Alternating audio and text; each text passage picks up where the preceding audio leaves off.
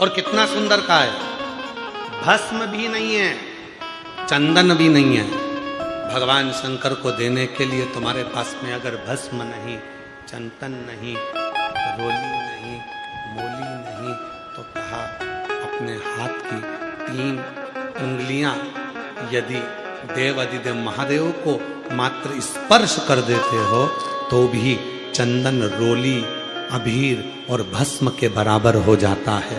केवल अपनी 3 उंगलियों का स्पर्श मात्र भी हमें सुख दे जाए। स्पर्श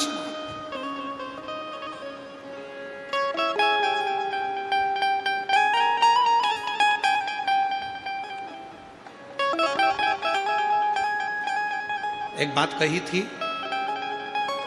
जितनों ने भी सुनी होगी, शायद जिन्होंने सुनी होगी वह हाथ जरूर उठाना। एक बार हमने कहा था, शिव महापुराण के स्कंद पुराण के अंतर्गत काशी खंड में वर्णन मिलता है।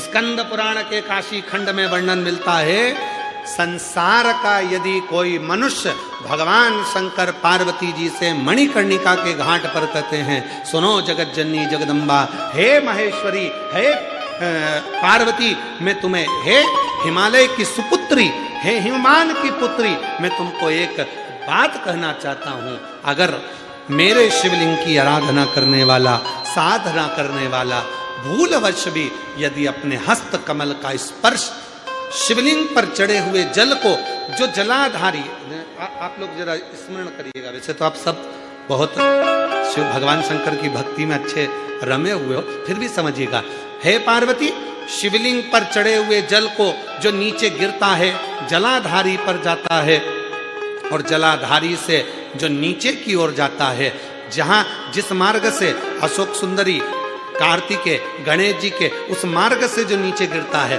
और नीचे गिरने वाली जो जगह है, उस जगह पर यदि कोई शिव भक्त की हाथ की हथेली का मात्र स्पर्श हो जाता है तो वो संसार सागर में दूसरी बार जन्म नहीं लेता।